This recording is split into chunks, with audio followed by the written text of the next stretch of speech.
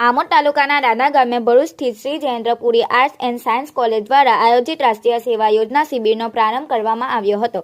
આ શિબિરમાં એનએસએસના 100થી વધુ સ્વયંસેવકો અને સ્વયંસેવિકાઓ ભાગ લઈ રહ્યા છે।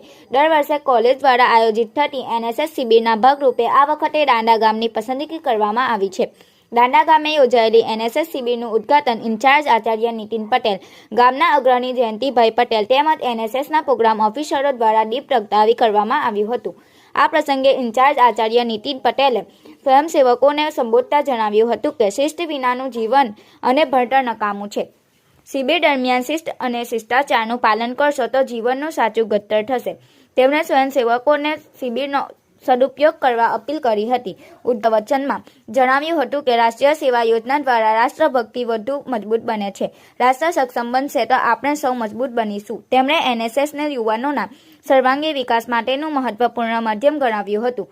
આ પ્રસંગે તાલુકા પંચાયત ઉપપ્રમુખ વસંતભાઈ પ્રજાપતિ, દાંડા ગામના સરપંચ ભવિષાબેન પટેલ, ગામના અગ્રણી જયંતિભાઈ પટેલ, પ્રાથમિક શાળાના આચાર્ય હેમંતભાઈ પટેલ, જેપી કોલેજના senior program officer doctor Nitaben Patel, Kailas Chaudhari, doctor Deepak Parekh, doctor Piyush Chaudhari, Hitesh Vasava, ભૂતપૂર્વ લીડર તથા પત્રકાર સહિત પ્રાથમિક શાળાના વિદ્યાર્થીઓ, ગ્રામજનો અને મોટી સંખ્યામાં એનએસએસના સ્વયંસેવકો અને સ્વયંસેવિકાઓ હાજર રહ્યા હતા। શિબિર દરમિયાન એનએસએસના સ્વયંસેવકો દ્વારા શ્રમદાન, બૌદ્ધિક સત્રોમાં ભાગ લેવા તેમજ ગ્રામ્ય જીવનશૈલીને નજીકથી સમજવાની તક મળશે, જેથી સમાજ સેવા અને જવાબદારીની ભાવના વિકસે।